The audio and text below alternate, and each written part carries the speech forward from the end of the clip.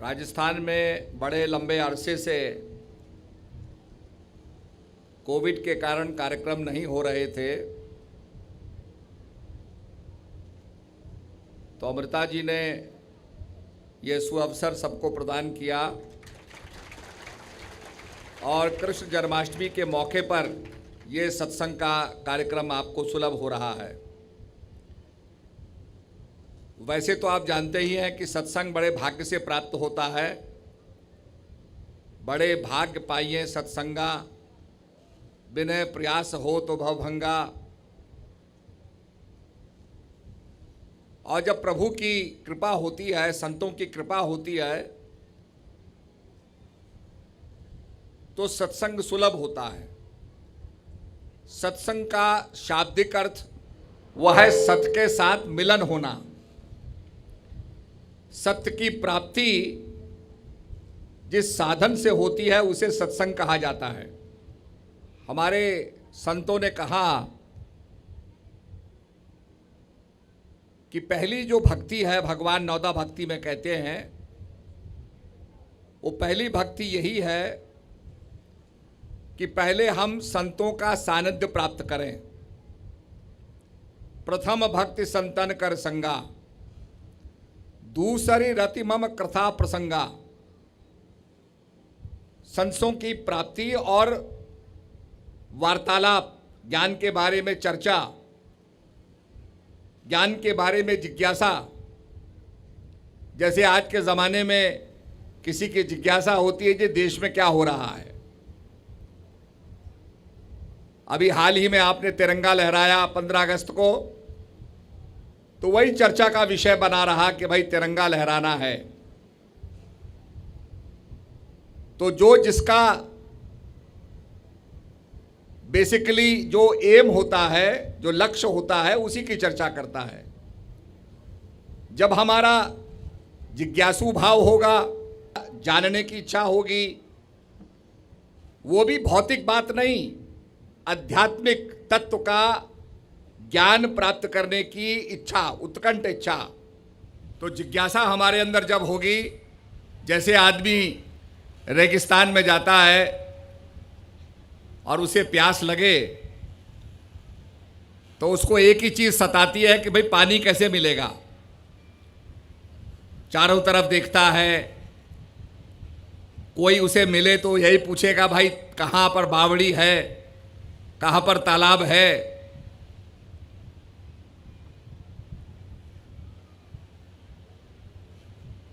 और जितना विलंब होगा उतनी उसकी प्यास और बढ़ती जाएगी।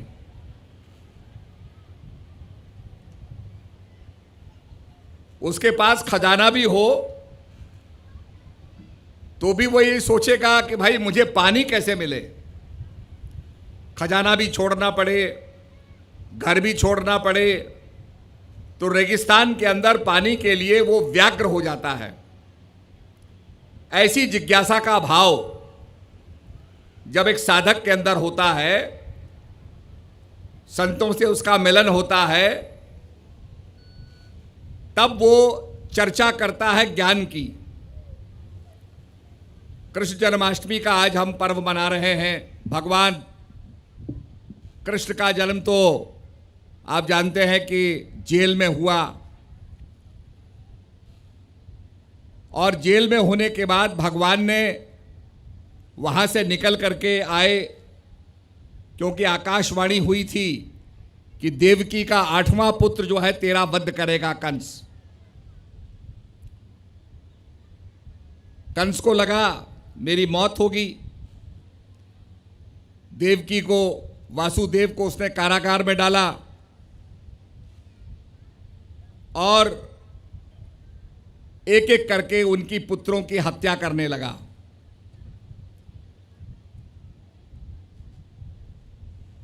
भगवान का जन्म हुआ, भगवान प्रकट हुए, सारी बेड़ियां, ताले खुल गए और वासुदेव भगवान को लेकर के चलते हैं। कहने का मतलब जब ज्ञानी व्यक्ति आता है तो वो व्यक्ति को बंधन मुक्त कर देता है, बेड़ियों से छुड़ा देता है। जैसे एक प्रसंग आता है कि एक सेठ और सिठानी सत्संग में जाते थे। उनके पास एक तोता था। वो जाने से पहले हमेशा कहते थे कि भाई हम सत्संग में जा रहे हैं। तो तोते ने पूछा कि भाई आप सत्संग में जा रहे हैं तो गुरु महाराज से प्रार्थना कर देना कि मेरा कैसे उद्धार होगा। सेठ सेठानी गए, उन्होंने गुरु महाराज से विनती की कि हमारा तोता ऐसा पूछ रहा था। गुरु महाराज ने बात को सुना और बेहोश होकर गिर गए। सेठ सेठानी लौटे, तोते ने पूछा क्या उत्तर था गुरु महाराज का, क्या समाधान था गुरु महाराज का। तो वो कहते हैं भाई हमने तेरी बात रखी गुरु महाराज के सामने कि तोता कह रहा है प्रभु मेरा कैसे उद्धार होगा।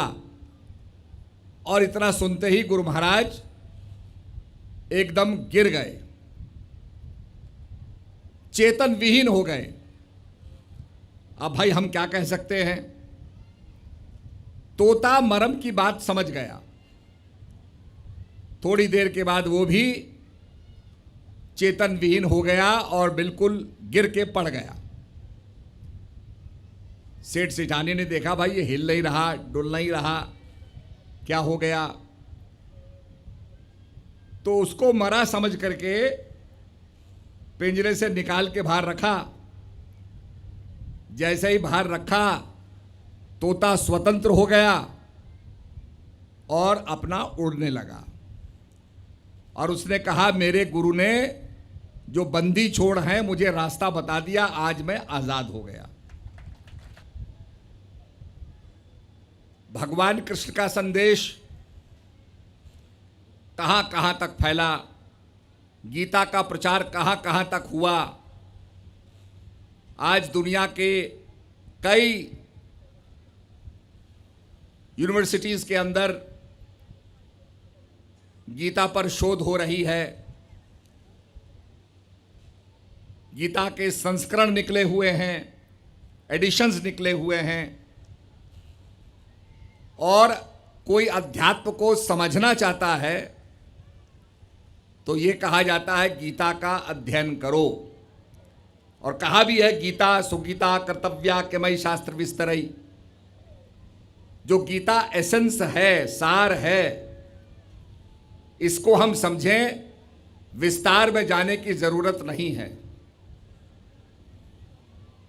और गीता का कर्मयोग शास्त्र का पहला ही श्लोक है धर्म क्षेत्रे कुरुक्षेत्रे समवेता युस्व मामका पांडवश्च किम कुर्वती संजय।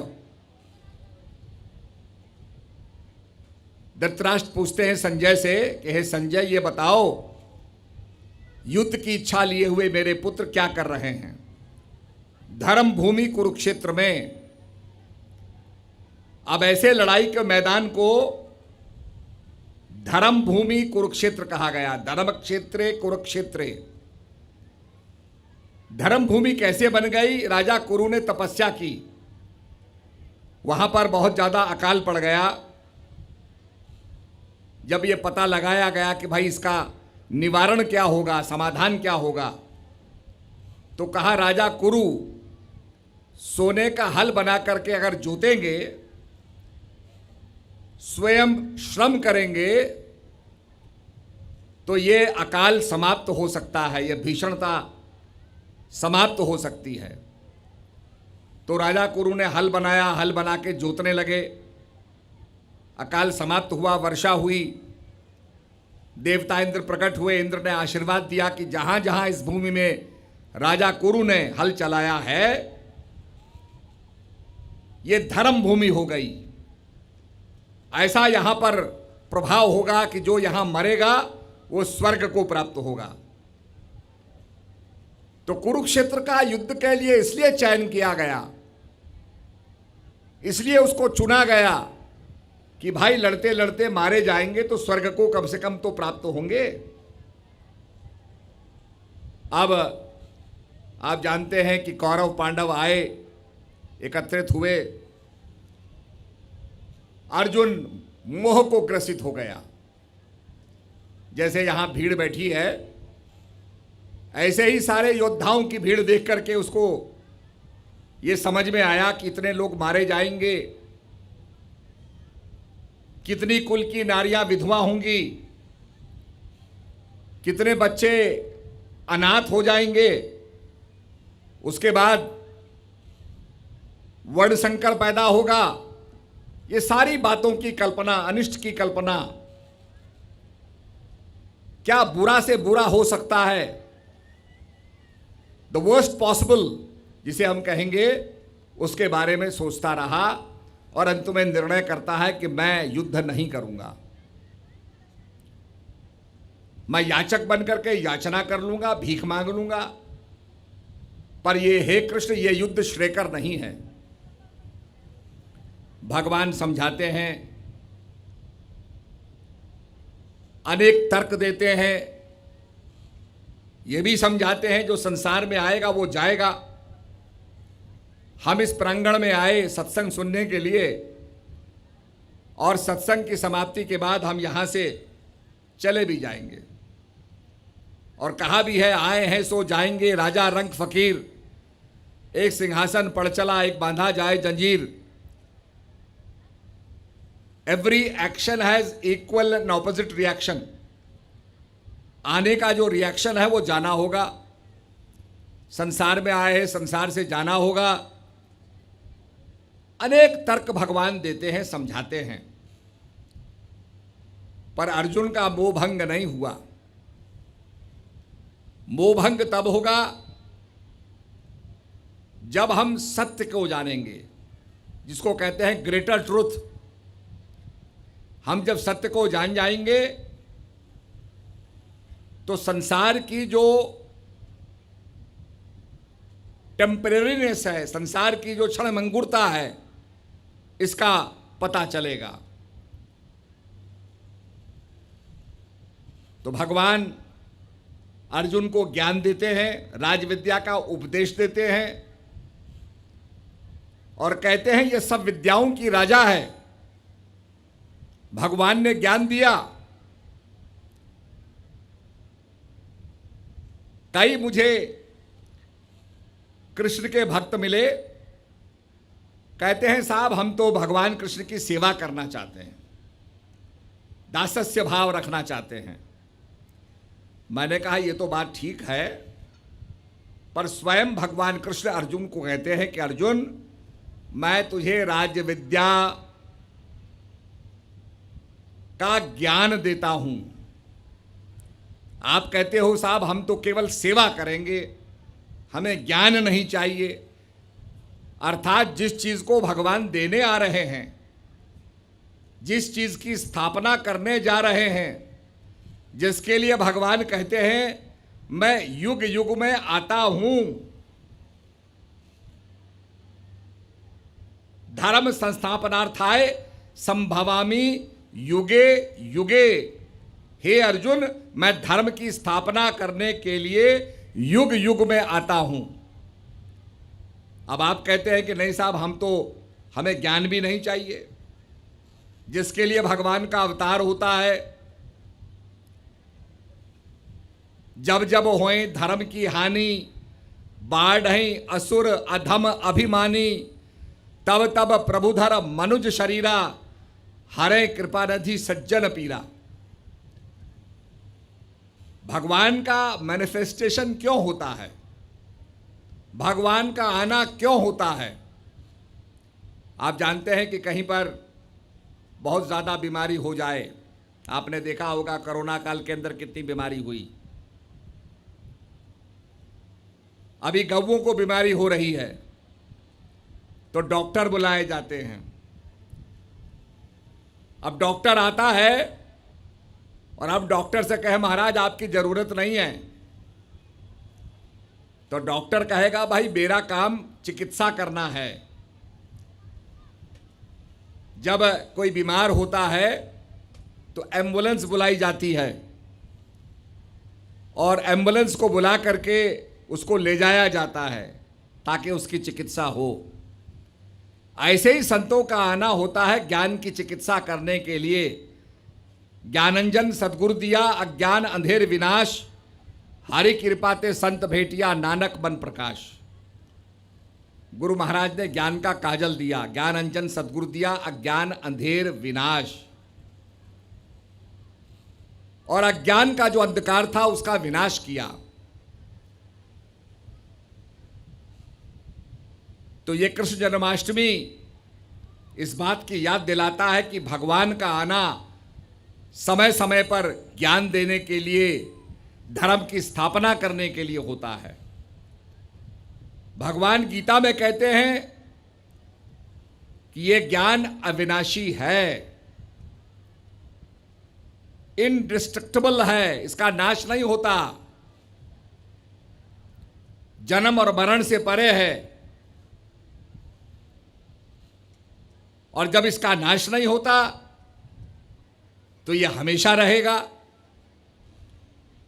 आदि सच, जुगादि सच, है भी सच, नानक होसी भी सच। परंतु भगवान कहते हैं जैसे पानी में सोने का सिक्का हो और धीरे धीरे उसके ऊपर रेत की परत पड़ जाए तो वो छुप जाता है, और रेता आ जाए तो सिक्का दिखने में नहीं आता, मट्टी ही मट्टी नजर आती है। पर भगवान कहते हैं जब वो मट्टी हटेगी, मल विक्षेप आवरण हटेगा, तो वो जो सिक्का है वो आपको फिर से दृष्टिगोचर होगा। ऐसे ही अर्जुन, ये माया की परत, मल विक्षेप आवरण की परत पड़ती है, इससे ऐसा आभास होता है कि ज्ञान है ही नहीं।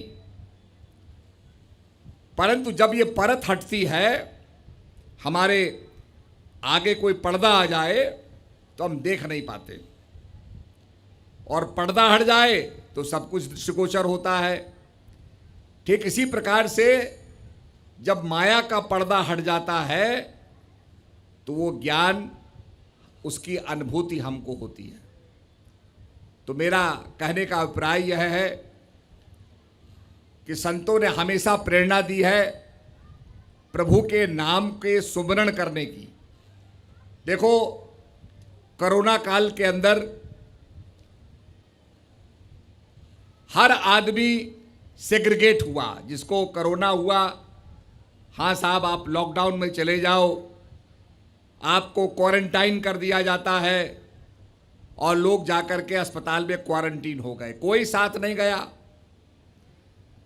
पति पत्नी भी थे, डॉक्टरों ने कहा साहब आपको अलग रहना पड़ेगा, क्वारंटीन होना पड़ेगा। लोग बाहर विदेशों से आते थे, कोई पॉजिटिव निकला तो सीधे कमरे में अंदर भेज देते थे, साहब आप क्वारंटीन हो जाओ। तो कोई साथ गया? और उसके बाद डॉक्टरों ने कहा इसका कोई इलाज नहीं है, ये बीमारी तो है पर इसका इलाज हमें पता ही नहीं। जो सिम्टम होते थे, सिम्टम को ट्रीट करते थे। आपको श्वास लेने में दिक्कत है, कोई और चीज़ की कमी है, उसका ट्रीटमेंट करते थे, और 7 या 10 दिन के बाद वो दूसरे को इन्फेक्ट करने की क्षमता उसमें होती नहीं थी, बॉडी सस्टेन कर जाती थी। तो उसके बाद लोग आपको घर जाने देते थे। तो कहने का मतलब आदमी का साथी क्या रहा? वही जो श्वासों की माला है, जिसको कहा निरंजन माला घट में फिरे दिन रात, ऊपर आवत नीचे जावत श्वास श्वास चल जात, संसारी नर समझे नाही वृथा उमर विहात, निरंजन माला घट में फिरे दिन रात। ये जो श्वासों की माला दिन रात चल रही है, यही हमारे साथ थी। जिनको प्रभु के नाम का ज्ञान है वो भजन करते रहे, और जिनको ज्ञान नहीं है वो लोग रोते रहे। क्या करें? लोगों के पास करने को कुछ नहीं था। तो कहने का मतलब ऐसा भी समय आता है, कहा आग लगी आकाश में, झड़झड़ पड़े अंगार, और संत ना होते जगत में तो जल मरता संसार। तो संत लोग ज्ञान का प्रचार करते। किसी भी कथा को आप लीजिए, भागवत की कथा बड़े प्रेम से सुनाई जाती है, सब लोग सुनते हैं। गौकर्ण की कथा सुनते हैं, धुंधकारी की कथा सुनते हैं, राजा परीक्षित की बात सुनते हैं। पर उसका सार क्या है कि राजा परीक्षित को ज्ञान प्राप्त हुआ सुखदेव मुनि से, और मृत्यु का भय समाप्त हो गया। वो जो भगवत ज्ञान है, उस ज्ञान को हमें प्राप्त करना है। आपने सत्यनारायण की कथा सुनी होगी। कोई भी मांगलिक काम के बाद सत्यनारायण की कथा की जाती है। कथा के अंदर आता है, अनेक उसमें संस्मरण आते हैं। जिसने कथा नहीं की उसको क्या हुआ, पर वो कथा क्या है सत्यनारायण की, ये कोई नहीं पूछता। तो सत्संग से वो जिज्ञासा जगाई जाती है कि आप ये जानने की कोशिश करें कि भगवान कृष्ण ने अर्जुन को क्या ज्ञान दिया था। शिष्य तो दासत्व भाव से तो सेवा करेगा ही, पर जो गुरु होते हैं उनका काम होता है अंधकार दूर करना। गुरु का मतलब ही होता है, गु माने अंधकार, रू माने प्रकाश, जो अंधकार से प्रकाश कर दे।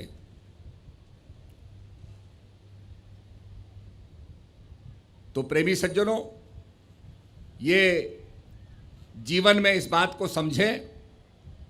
आपने देखा होगा, दही जमाया जाता है, उसे मथा जाता है। मथने से असार तत्व निकल जाता है, मट्ठा निकल जाता है, मक्खन रह जाता है। मक्खन को गर्म करो तो और सार, उसका जो घी है वो रह जाता है। ऐसे ही संसार के अंदर समुद्र मंथन क्या था? सार निकालने की बात थी। सार तत्व को हम निकालें, मथने की बात थी। उसमें से रत्न निकले, रत्न बांट दिए। सबसे पहले तो हलाहल विष निकला। जब वासुकी को बनाया गया, रस्सी बनाया गया मद्राचल के चारों तरफ लपेट करके, तो भगवान विष्णु ने देवताओं से कहा कि तुम ये कहना, हम तो वासुकी के मुख की तरफ रहेंगे। जब देवताओं ने अपना प्रपोजल रखा कि भाई हम तो मुख की तरफ रहेंगे, तो दैत्यों को लगा कि मुख में पता नहीं क्या होगा। उन्होंने अपनी बात कही, नहीं, हम मुख की तरफ रहेंगे। तो भगवान जानते थे कि जो कुछ हम कहेंगे उसका ये बिल्कुल विपरीत करेंगे। उन्हीं को दे दिया गया मौका। अब जब जब भी वासुकी अपना मुंह खोलता था, विष निकलता था। वो विष निकलने से सब के सब दानव जो हैं विषाक्त हो गए। तब ये बात उठी कि भाई विष का पान कौन करेगा। तब भगवान शंकर को चुना गया कि हलाहल जो विष निकला है इसको आप धारण कीजिए। तो भगवान ने क्या सूझबूझ की कि गले से नीचे विष को नहीं आने दिया, गले तक ही रखा। और तब भगवान का नाम नीलकंठ पड़ा कि उनका जो गर्दन थी, कंठ जो था, नीला पड़ गया विष के कारण। तो कहने का मतलब कि जीवन में अच्छे फल भी मिलते हैं, विष भी पान करना पड़ता है, पर विष पान करते समय विष को अपने शरीर में ना उतारें, उसे गले तक ही रखें। शंकर की तरह अपने जीवन में विष को ना लाएं। तो मैं ये कहना चाहूंगा, हिमालय से कई नदियां निकली। अलकनंदा आई, मंदाकिनी आई, धौली गंगा आई, सारी नदियां चाहती थी समुद्र में मिलना, बड़ी कोशिश की उन्होंने, पर कोई भी समुद्र तक नहीं पहुंची। भगीरथी आई, नहीं पहुंच पाई, मंदाकिनी नहीं पहुंच पाई, तो सबने निर्णय किया कि भाई हम समुद्र तक नहीं पहुंच पा रही हैं, चलो आपस में मिल जाओ। तो आप देखिए, भगीरथ नदी और अलकनंदा मिलती है देवप्रयाग में। जब दोनों मिल गई तो गंगा बन गई। गंगा में इतना जल हो गया कि वो बहते बहते समुद्र तक पहुंच गई। गंगा सागर तक पहुंच गई। ऐसे ही धौली नदी सरस्वती नदी से मिली विष्णु प्रयाग में, रुद्रप्रयाग में आपकी मंदाकिनी अलकनंदा से मिली। सारी नदियां जब मिल गई तो अपने लक्ष्य समुद्र तक पहुंच गई। इसीलिए देशवासियों, अगर हम अपने आप चाहें कि लक्ष्य की प्राप्ति करें तो नहीं कर पाएंगे, पर अगर सारा देश मिल करके लक्ष्य की प्राप्ति करना चाहेगा तो हम उस लक्ष्य की प्राप्ति कर सकते हैं। आज भारत को भारत विश्व गुरु बने, ये सबकी कामना है। अभी आपने देखा होगा रशिया और यूक्रेन के अंदर, हमारे यूक्रेन के अंदर बहुत से भारतीय विद्यार्थी पढ़ रहे थे, उनको निकाला गया। यूक्रेन का राष्ट्रपति, रशिया का राष्ट्रपति दोनों भारत की बात को सुनते थे। भारत का राजनीतिक वजूद बढ़ा, जिसके कारण आपने देखा कितने हजार बच्चे यूक्रेन से भारत लाए गए। आज दुनिया के अंदर, क्योंकि यूक्रेन बहुत ज़्यादा गेहूं पैदा करता था और गेहूं का बहुत बड़ा संकट पैदा हो गया है, जिस संकट का निवारण करने के लिए आज भारत गरीब देशों को अनाज दे रहा है। तो भारत की भूमिका जैसे जैसे बढ़ती जा रही है, निश्चित रूप में जब भारत का अध्यात्म का प्रचार होगा और अध्यात्म का प्रचार दुनिया में होगा तो भारत विश्व गुरु बनेगा।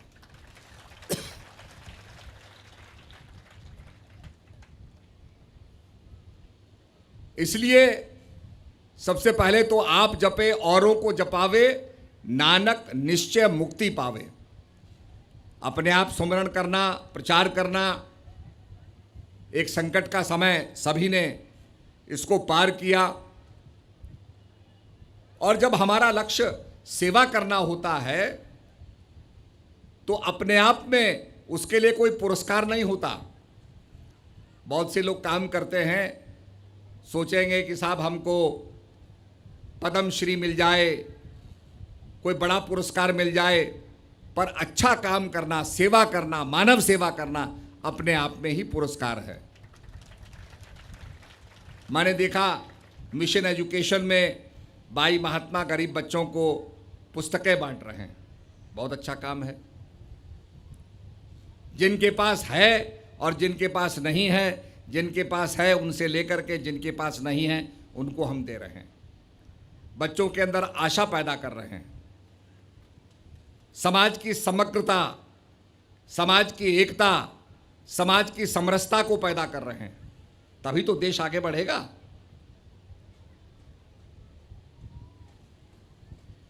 तो सज्जनों, सबसे पहले जीवन के अंदर जो हमारा लक्ष्य है, अगर हम समझते हैं कि अच्छी पढ़ाई कर ली, अच्छी नौकरी प्राप्त कर ली, नौकरी के बाद पेंशन अच्छी मिल गई और उसके बाद मेडिकल फैसिलिटी मिल गई ताकि आराम से हम मर जाएं, ये जीवन का लक्ष्य नहीं है।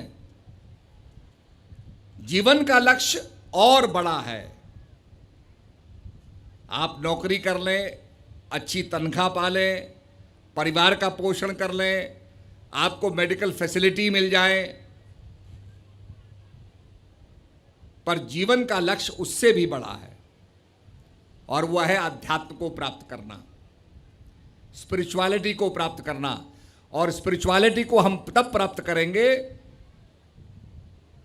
जब अपने मन को मानसिक विषय से और भौतिक विषय से हटा करके अध्यात्म की तरफ लगाएंगे। अर्जुन भी भटक गया था, डिस्पॉन्डेंट हो गया था, किम कर्तव्य विमूढ़ हो गया था। भगवान ने उसको ज्ञान दिया, राजविद्या का उपदेश दिया और कहा तस्मात् सर्वेषु कालेषु मामानरस्मर युद्ध च। हे अर्जुन, तू सब काल में सुमरण करते हुए, सब काम करते हुए मेरा ध्यान कर।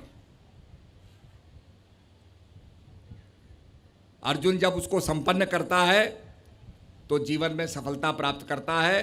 तस्मात् सर्वेषु कालेषु, आदमी जागृत है, स्वप्न है और सुषुप्त अवस्था को प्राप्त करता है। तीनों कालों में क्या क्रिया उसके अंदर हो रही है?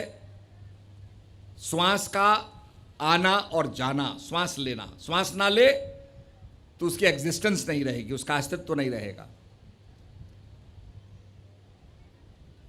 तो तीनों कालों में वो श्वास ले रहा है। तो भगवान कहते हैं सब काल में, अर्थात ये जो श्वासों की माला है, निरंजन माला है, श्वास श्वास सुमरो गोविंद, मन अंतर की उतरे चंद। ये श्वासों की माला को जपते हुए हम कैवल्य पद को प्राप्त करें, तभी हमारे जीवन का लक्ष्य सफल होगा। तो इन्हीं शब्दों के साथ सबको मेरा दुआ आशीर्वाद, खूब भजन अभ्यास करो। हरि ओम तत्सत।